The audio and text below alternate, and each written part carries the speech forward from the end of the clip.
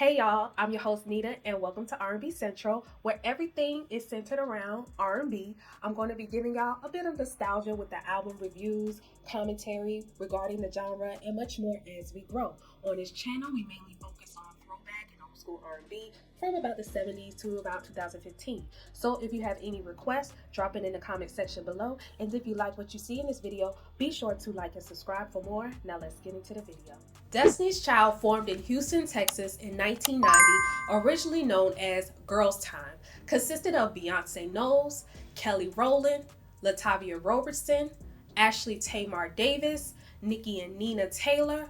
While I'm not familiar with Nikki and Nina, y'all may recognize Tamar from a few of Tyler Perry's stage plays. LeToya Luckett joined the group in 1993 after the departure of Tamar, Nikki, and Nina. LeToya, LaTavia, Kelly, Beyoncé would be the lineup until 2000. The Writings on the Wall, their second studio album released in 1999, marked a significant turning point for the group. It solidified their transition from promising newcomers to R&B powerhouses. This era was marked by growing creative control for the group and the beginnings of internal tensions that would later lead to lineup changes.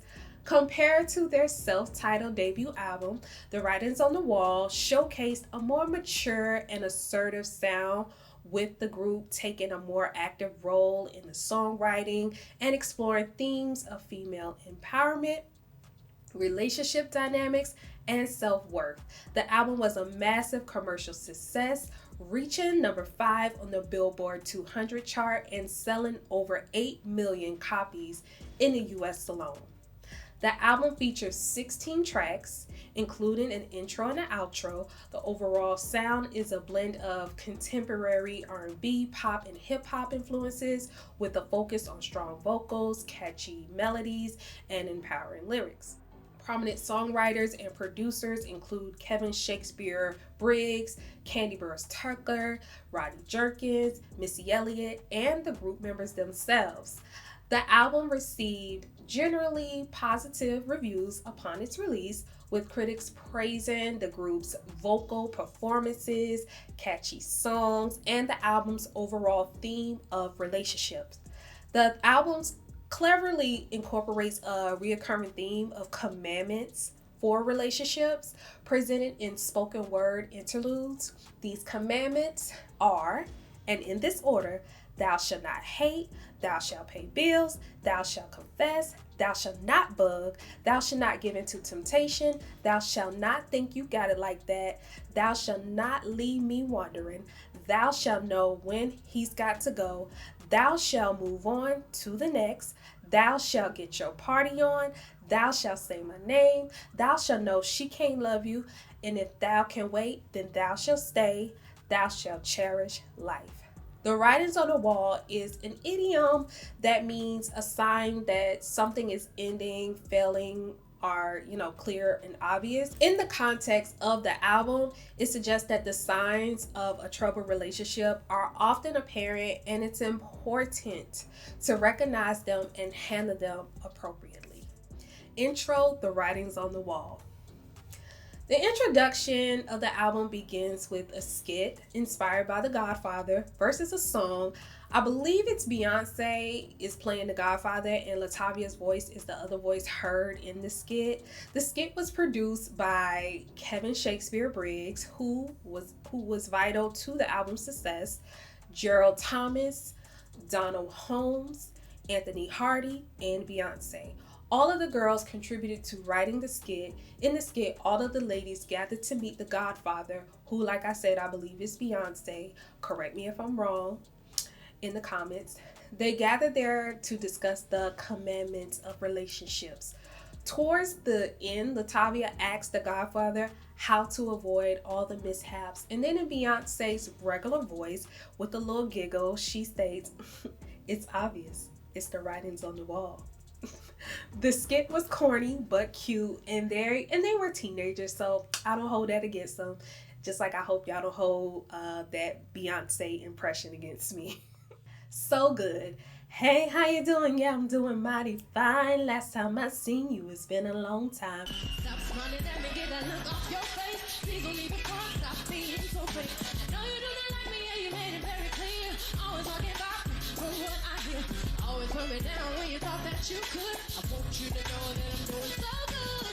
After the harpist chorus synthesis intro to the song, Beyonce just jumps right on in there, kind of like I did. This song was penned by the ladies of DC4, Candy Burris Tucker and Shakespeare, who are also the producers on this record. This is an up-tempo song and has a very happy and joyful vibe to it, which is a little different given its lyrical content. Usually when I hear songs about haters, they usually have a, more raw, hard, FU type of sound. But not this one. Destiny's Child sound like they are literally smiling in their haters' faces. Kelly comes in on the pre-hook of chorus. Wasn't it you that said, I thought I was all that you knew? Said I didn't have a clue. Wasn't it you that said that I wouldn't make it through? The Writings of the Wall is arguably Destiny's Child breakthrough album.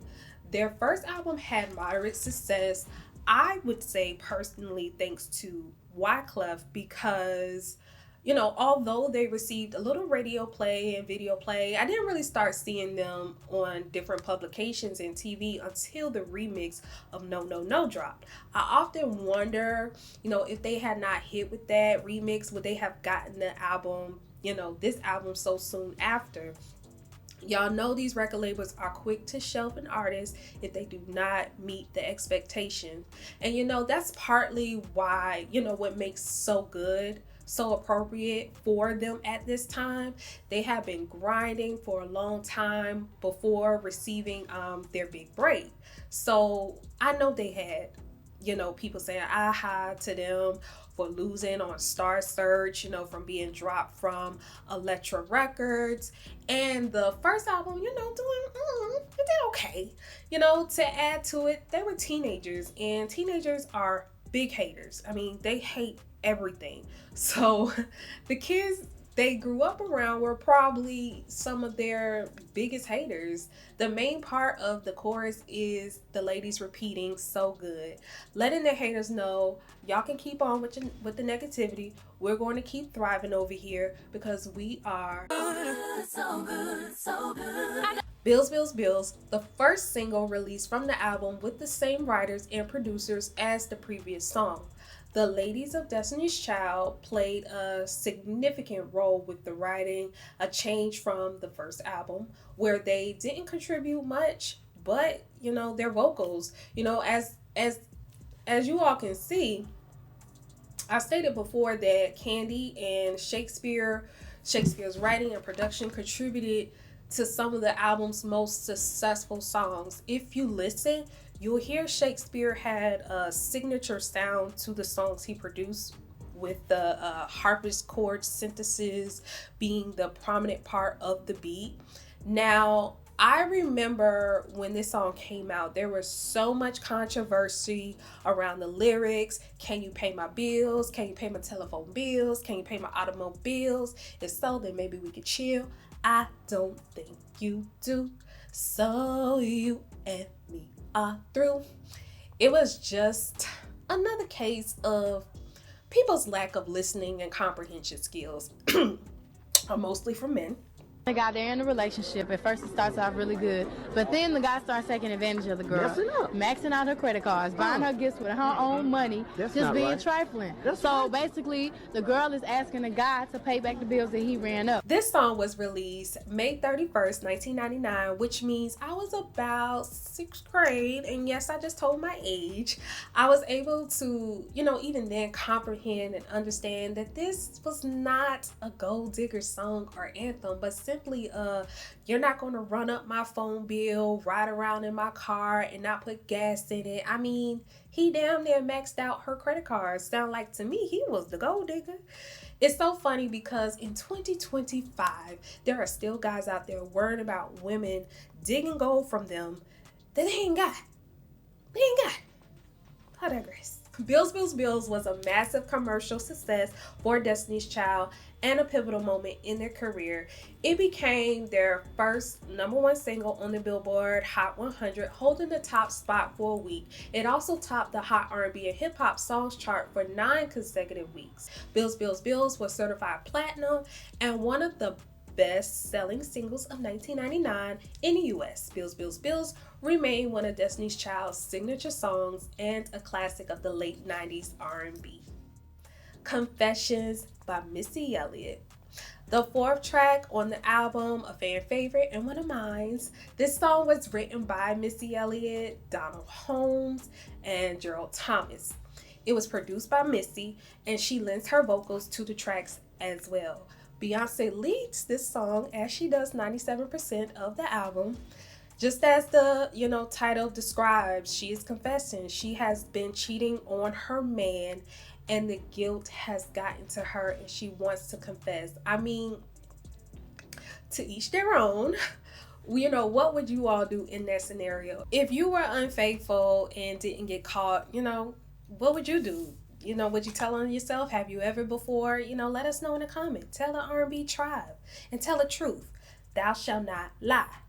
The first verse starts with letting her boyfriend know, the day you pissed me off, I told Mike to pick me up. I told him you was bugging and I don't like the fuss. He said he would look out for me if I needed a friend. He took me to his house and then he invited me in.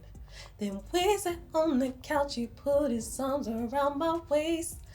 Knowing I need love and then he gently grabbed my face. He kissed me like a guy could never kiss a girl before. And you know what happened, baby, I need to say no more. She fell for the okie doke. A man saying he will look out for you if you need a friend. And is a man that's trying to get some. And I do believe in platonic relationships, between men and women. I have them, but that dude, Mike, that picked her up ain't it and never was. He was waiting for an opportunity. He's the type of guy that's waiting for an opportunity. And she knew it. She knew what she was doing. She was keeping him in her back pocket. If she wanted to vent, she should have called LaTavia, LeToya, and or Kelly. And it gets worse in verse 2. To paraphrase, she took her man money without telling him, paid for a trip for her and her friends, met a dude that had a Jeep, on that trip, and lied to old boy about having a man. Just messy, Beyonce. The background vocals on this track, actually sounds like true harmonies instead of Beyonce vocals being stacked. And then the other ladies' vocals under hers. Overall, great song. One of my faves. Bugaboo. Bugaboo was released August 23rd, 1999 as the second single from Destiny's Child's studio album, The Writing's on the Wall. While it didn't achieve the same level of success as its predecessor, Bills, Bills, Bills, it was still a notable hit for the group. It peaked at number 33 on the US Billboard Hot 100 and number 15 on the R&B hip hop charts. Once again, written by Destiny's Child, Candy, and Shakespeare, produced by the latter. The song is a super catchy song about a super clingy man they are dating.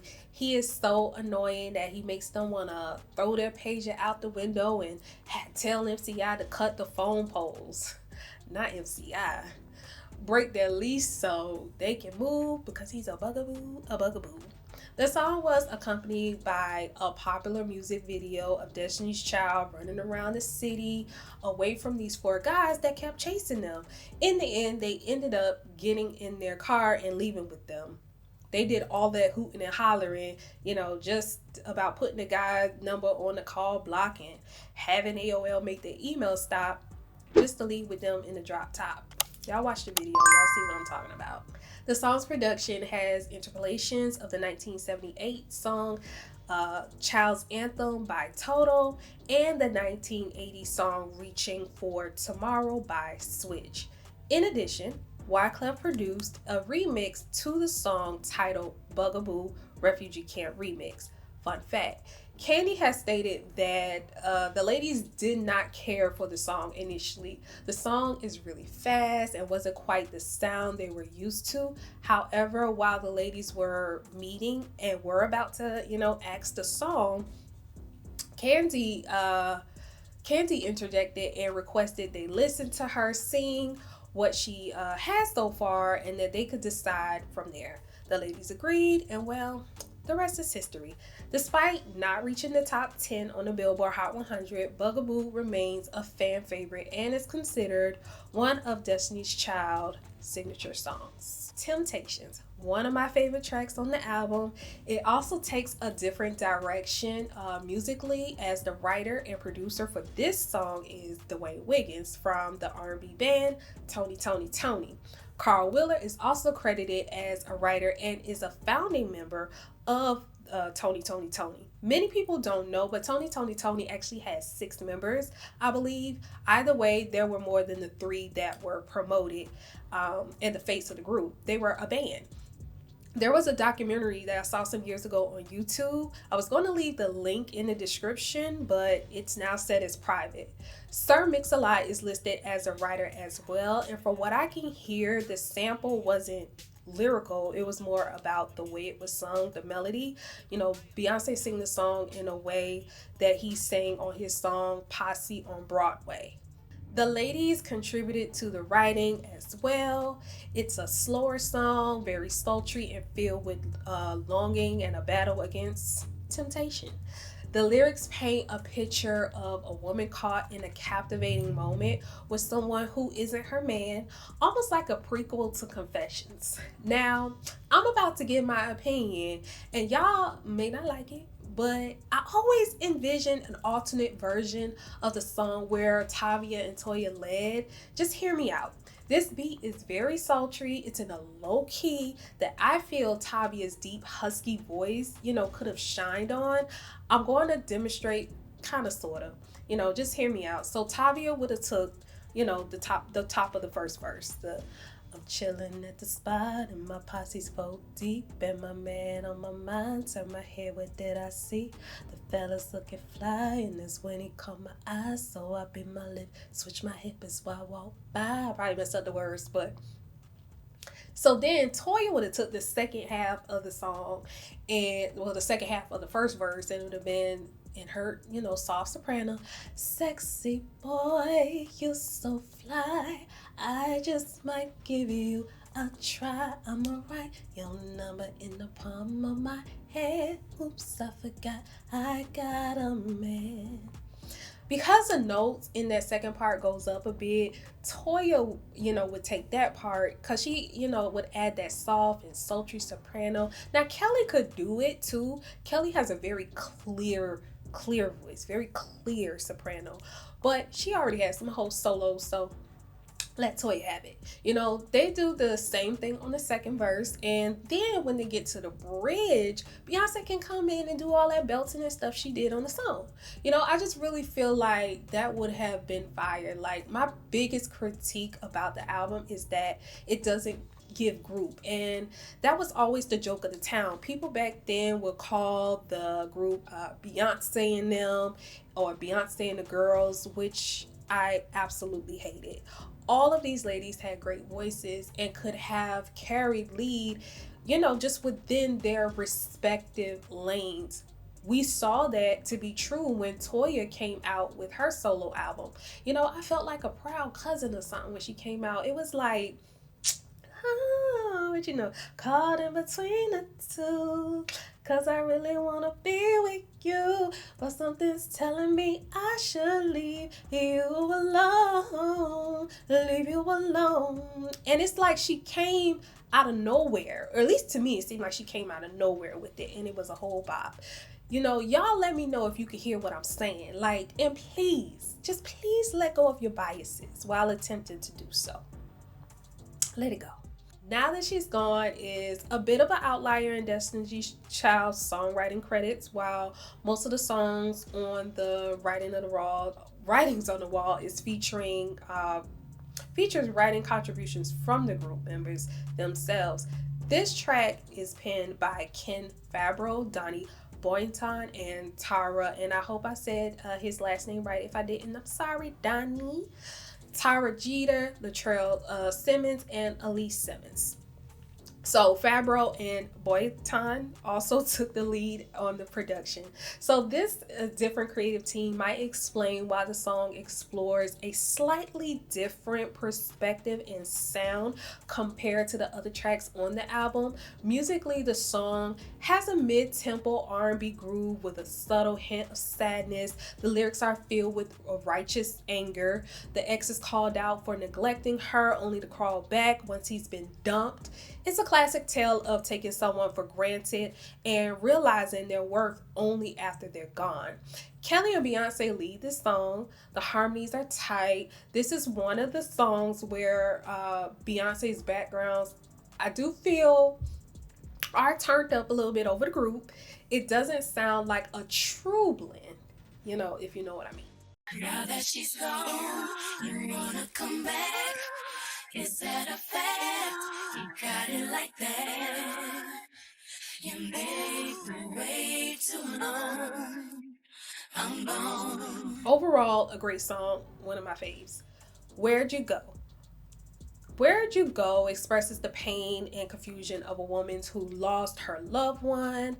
It has been 5 days. You haven't called me. Do you still want me? Still need me? Am I on your mind? Are you thinking of me? Are you missing me like I miss you? Crying constantly, running out of reasons why I haven't heard from you. I'm worried. Got me doing crazy things. I can't even sleep. Gotta get you back to me.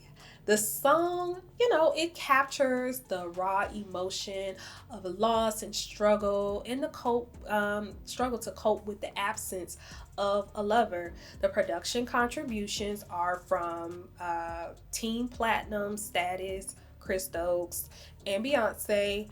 They are writers on this track. There are also writers on this track, in addition to Kelly, LaTavia, LeToya, Tony Oliver, and the group Immature, aka IMX, depending on at which stage y'all were introduced to them. Although this album really doesn't have any skips, in my opinion, but if I had to choose a song to kind of gloss over, it would be this one. Hey Ladies is a standout track that deserves recognition for its message of self-love and empowerment. It's a reminder that women have the strength to walk away from toxic relationships. Hey Ladies was brought to life by the dynamic duo Shakespeare and Candy. They both share the responsibility of writing and producing. One thing I noticed about the songs written and produced by them is the catchiness.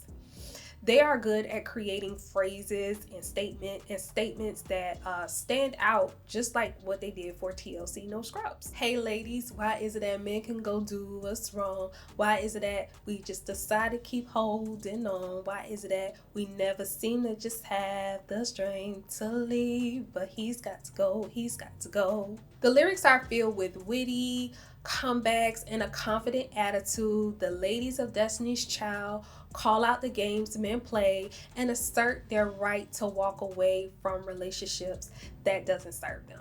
If You Leave featuring Next. This track features R&B group Next. By the time the release of The Writings on the Wall, Next had released their debut album Rated Next and released their sophomore album Welcome to Nextasy in 2000. If You Leave was written by Carl Breeding, Darcy Aldridge, and the members of Next. The production was handled by Carl Breeding and Darcy Aldridge. Destiny's Child and Next trade verses, expressing their vulnerability and telling each other, if you leave your partner, I'll leave mine. Now, both of them had trash partners, so really they should be leaving on their own accord, not waiting on each other to break up.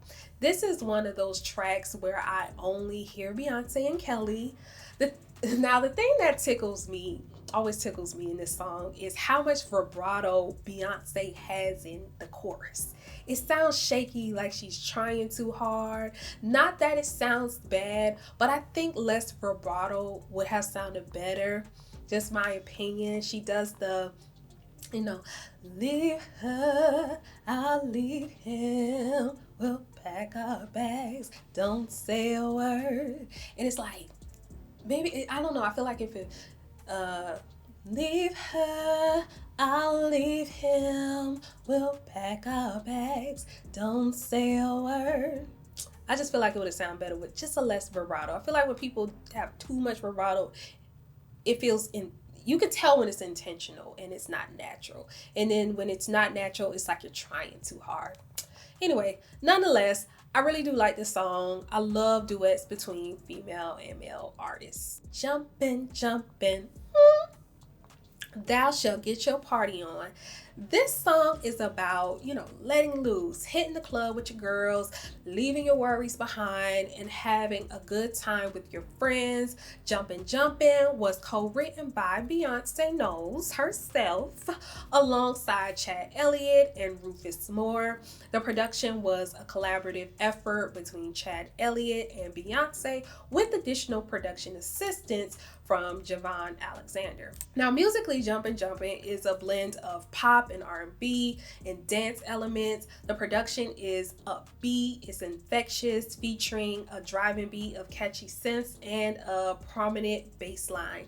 The group's vocals are energetic and full of life, perfectly complementing the song's party vibe. Jumpin' Jumpin' became a commercial success, peaking at number 3 on the US Billboard Hot 100. I still managed to like this song, even though around this time I was quite disappointed and annoyed with Destiny's Child because of the firing of Toya and LaTavia. This song was the 4th and final single released from the album. Michelle and Farrah were featured in the video. However, of course, Toya and LaTavia's vocals were still on the track. Depending on where you were in the country or in the world, promotional artwork may have included the second or the original lineup. Say My Name. Say My Name was the most successful of the 4 singles from the Writings on the Wall, becoming Destiny's Child's second number 1 single on the US Billboard Hot 100. This is one of the songs on the album where LaTavia and Toya's vocals were prominent in the background. You could really hear them. And they didn't get to enjoy the privilege of being in the video. Now, I'm pretty sure at this point, y'all know the story, so I'm not going to repeat it. Just know I really did feel some type of way as a fan, especially because of all the messiness of it all. All is forgiven now. And let me be clear though, I love Michelle and she has made significant contributions in the latter projects. If there were ever a reunion, it needs to be DC5, period. DC5.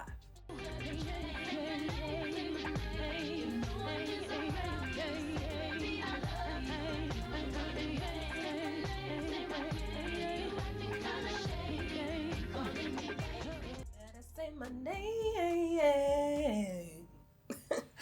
This is a song about a woman who is starting to feel suspicious about her guy.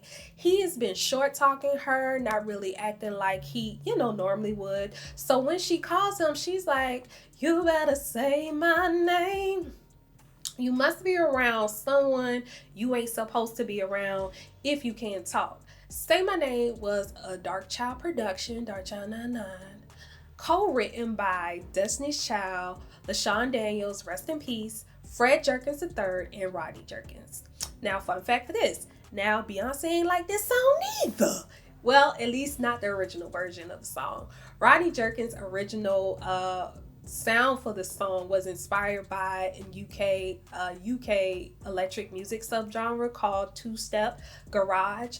Beyoncé said the beat had just way too much going on, so Jerkins went back and reworked the beat, and clearly the girls loved it.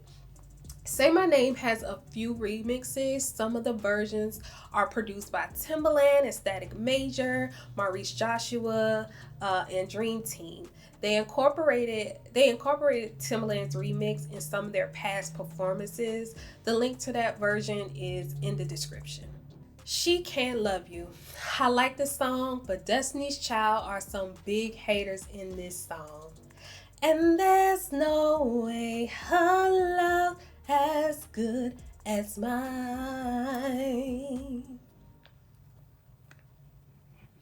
There's no reason for you to waste your time.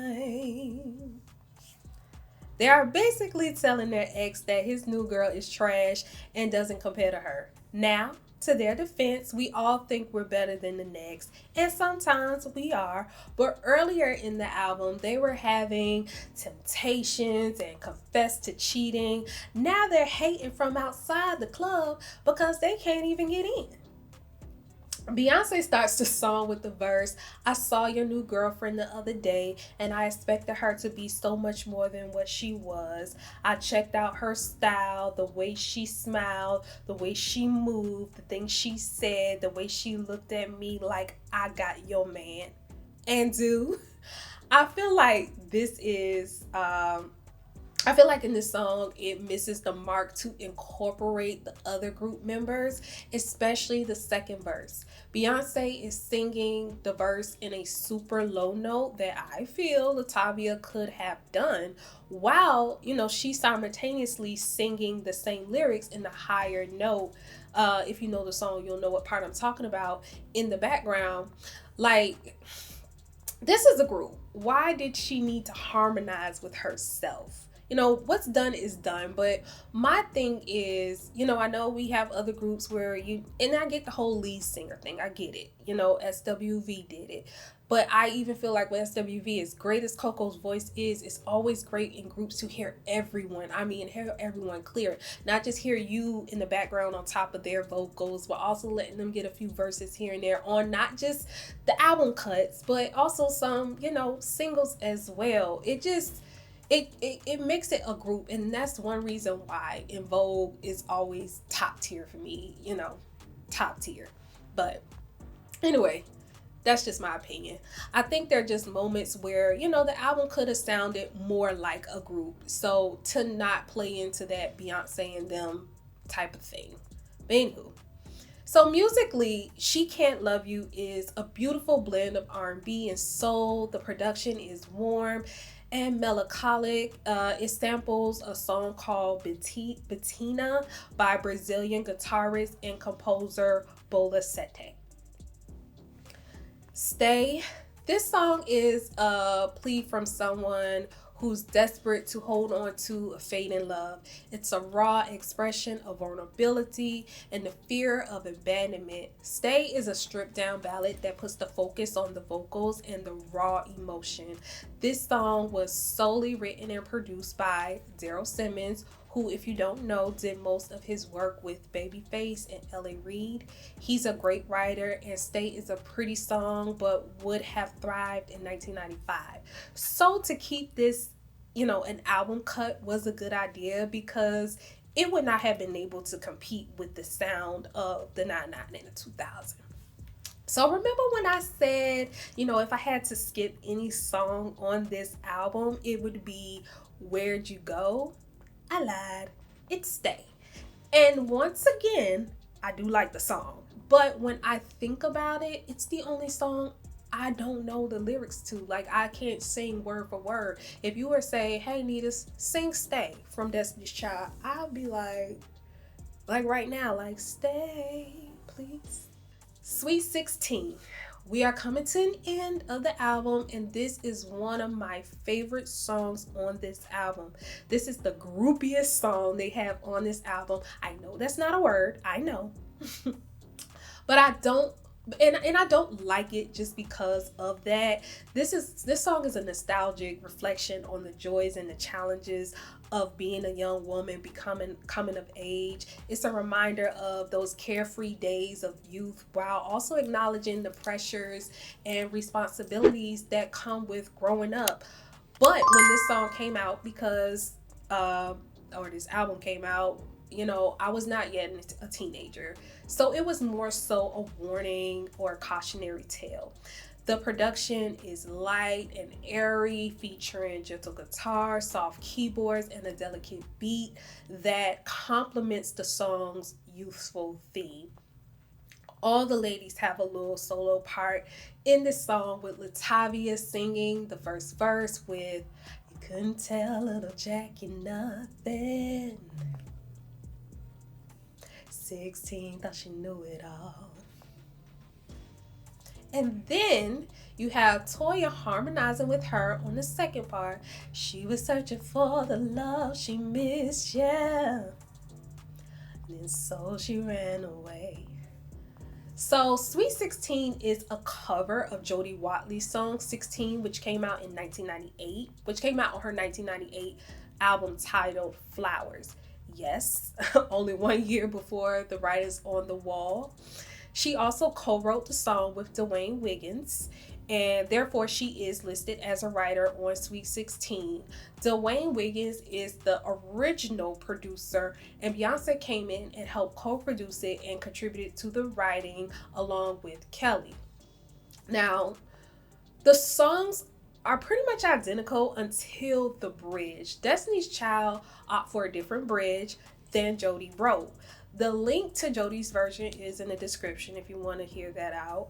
Both versions are really good, but DC's is better in my opinion because their harmonies just gives it a little a little razzle dazzle. You know, this may sound bad, but I didn't know this was a cover until I started working on this review.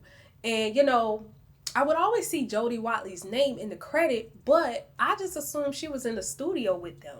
You know, just in the studio writing. I was like, well, shoot, you know, Tony's in the studio with them. Why Jody ain't? But did not know it was a cover. Anywho, I can't be alone. I know I'm not alone on this. And if I'm not alone, comment in the comment section and write, you are not alone. So the outro, Amazing Grace, dedicated to Andretta, Tillman. The final cut on the album, this song is a dedication to their former manager and the creator of Destiny's Child, aka Girls Tyme, Andretta Tillman, who passed away in 1997. I'm not going to go too much into depth with this song because it's Amazing Grace. A hymn we've heard all our lives, but I will say this is my favorite version of the song I've heard. Once again, harmonies, arrangements, you know, everything. Harmonies 10 out of 10, and you can hear everyone.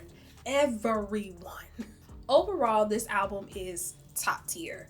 Now, I will say the super catchy songs like Bugaboo, Bills, Bills, Bills, and Jumpin', Jumpin', you know, have a little dated sound. It fits more with the Y2K sound, but since those songs are solidified and stuck in my head, I will still listen to them to this day without skipping.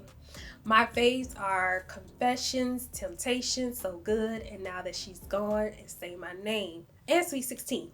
So this is an era where I really got to know Destiny's Child, you know, and who they were. And just like that, it was stripped away. But like I said, all is forgiven, you know, not that it probably matters, because who am I? But Michelle is great. LeToya got her success as an artist and can act her ass off. LaTavia had her struggles, but it seems like she's in a better place and has regained her self-confidence and has a good road ahead of her, I believe. You know, I think she said she wanted at one point to act. I don't know if she still does. I think she do. But anywho, she just needs to use her connections wisely. Just find her a way in a Tyler Perry movie or get a contract over there at BET to get her feet wet a little bit. You know, either way, I am rooting for her. She was my favorite group member. I colored my hair red as a teenager because of her, even though by then she was out of the group. But I always said I would do it because when she was in the group, I was too young. To have my hair colored that color. So Kelly is beautiful and had success as a solo artist, or is having success as a solo artist, especially in Europe. She's doing her acting thing. Michelle is the bridge queen of DC, and she does Broadway and had success as a gospel artist. Beyoncé is Beyoncé. The Writings on the Wall remains a landmark album for Destiny's Child. It solidified their status as R&B icons. It showcased their growth as artists and produced some of their biggest hits. Despite the internal conflicts and lineup changes that followed, this album cemented their legacy as one of the most successful girl groups of all time. Thou shalt hit the subscribe button and notification bell. If thou shalt like this video, hit hit the thumbs up and leave a comment. And for the last commandment, thou shalt come back and relive the soundtrack of your life here at R&B Central.